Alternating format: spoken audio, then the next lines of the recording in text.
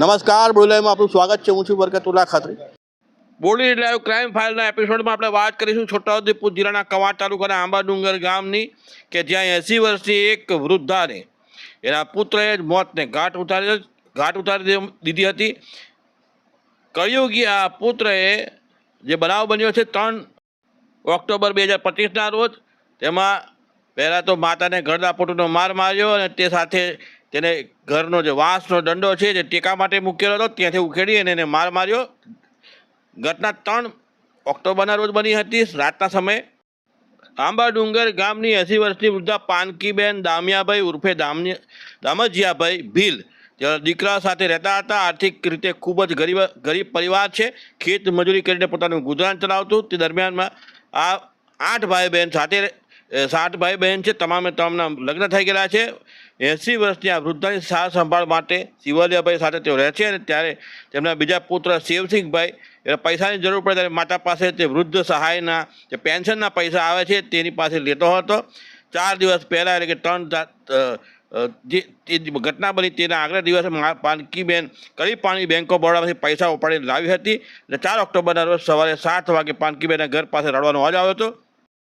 મરનાર પાનકીબેનના પુત્ર રાયલાભાઈ ત્યાં ગયા હતા અને ત્યાં જઈને તેમણે જોયું તો પાનકીબેન મરણગેરી હાલતમાં જમીન પર પડેલા હતા. ત્યારે રાયલાભાઈએ પિતાને પૂછ્યું કે તેઓના પુત્ર શિવલિયાભાઈ માર માર્યું હોવાનું જણાવ્યું હતું.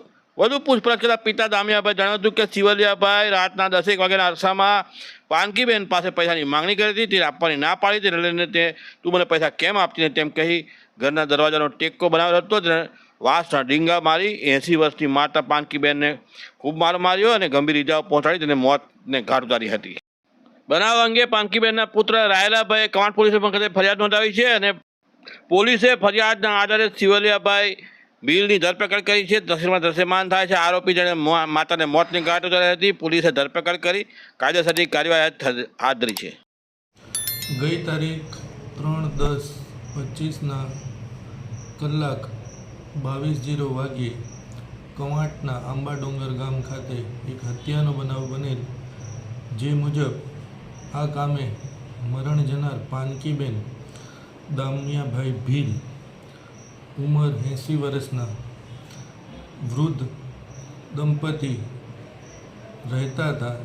તે વખતે તેઓના વૃદ્ધત્વ સહાયના પૈસા બાબતે ઝઘડો કરી તેમના સગા દીકરા શિવલિયાભાઈ દામિયાભાઈ ભીલ નાઓએ તેમને ડીંગા વડે માર મારી જીવલેણ ઈજા કરી મૃત્યુ નિપજાવેલ હોય તે બાબતે આગળની તપાસ કરી આ કામના આરોપી શિવલિયાભાઈ ભીલને અટક કરેલ છે.